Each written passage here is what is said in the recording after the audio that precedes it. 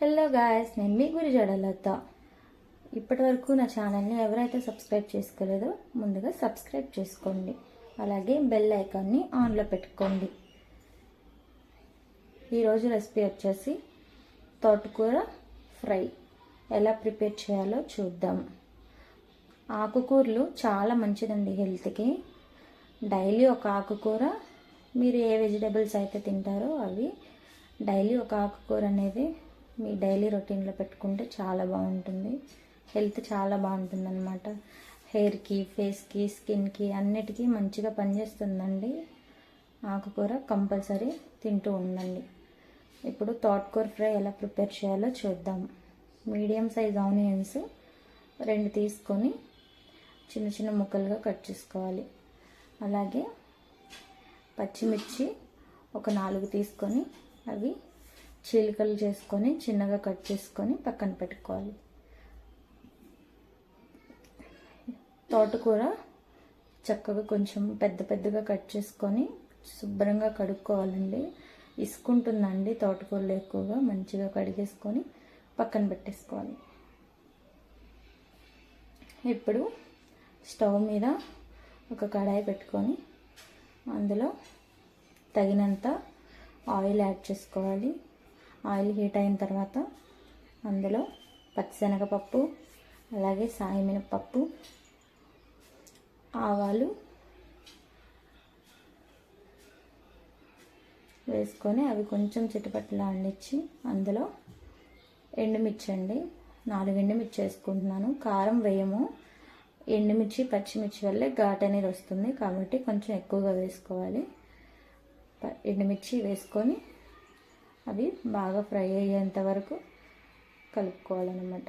ఇట్లా కలుపుకుంటూ దోరగా వేగేంత వరకు వేయించుకోవాలి.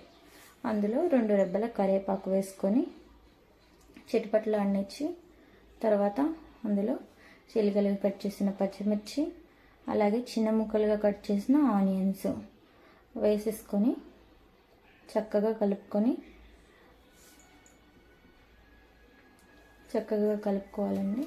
చక్కగా కలుపుకొని లైట్ బ్రౌన్ కలర్ వచ్చేంత వరకు మనం ఆనియన్స్ని వేయించుకోవాలి. ఇలా లైట్ బ్రౌన్ కలర్ వరకు వేగిన తర్వాత అందులో పెద్దగా కట్ చేసుకున్న కడిగి పెట్టుకున్న తోటకూర అనేది వేసేసుకోవాలి. తోటకూర మొత్తం ఇలా చక్కగా వేసేసుకొని మొత్తం తోటకూర ఆనియన్స్ వేసి తాలింపు పెట్టాం కదండి, అది చక్కగా కలిసేలాగా అడుగు నుంచి పైకి చక్కగా కలిపేసుకోవాలి. కలుపుకొని మనం మూత పెట్టేసి సిమ్లో ఉంచి మగ్గబెట్టాలండి. ముందు ఇందులో తోటకూరలో అనేది వాటర్ వస్తుంది. చక్కగా వాటర్ అన్నీ వచ్చి కర్రీ మొత్తం ఉడికిపోయిన తర్వాత మూత తీసుకోవాలన్నమాట. మనం చక్కగా ఇలా మూత పెట్టేసుకొని ఉడికించేసుకోండి.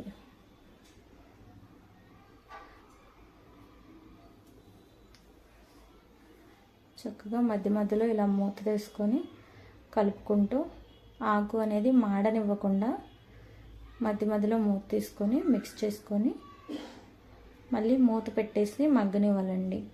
అలాగా వదిలేస్తే వాటర్ అనేవి ఎగిరిపోయి మాడిపోయే అవకాశాలు ఉన్నాయండి. కాబట్టి మధ్యలో తీసుకుంటూ మూత ఇలా దగ్గర పడేంత వరకు చక్కగా మొత్తం ఆకులో వాటర్ అన్నీ ఎగిరిపోయి ఫ్రై అయ్యేంత వరకు ఉంచుకోవాలన్నమాట.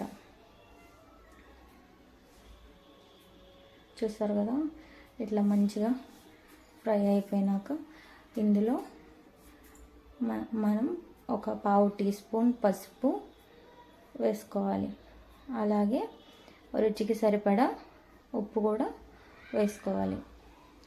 వేసుకొని మళ్ళీ మూత పెట్టేసి కొంచెం ఫ్రై అవ్వనివ్వాలండి. ఫ్రై అయితే ఇంకా కర్రీ రెడీ అయిపోయినట్లే.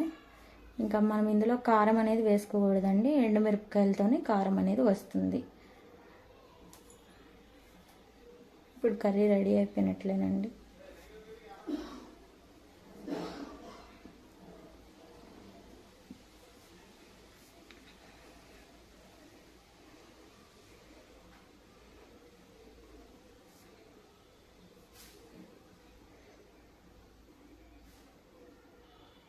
ఇది సాంబార్లో అయినా రసంలో అయినా ఎందులో అయినా నంచుకుని అయినా తినొచ్చు, లేదా రైస్లోకి బాగుంటుంది, అలాగే చపాతీస్లోకి కూడా బాగుంటుందండి.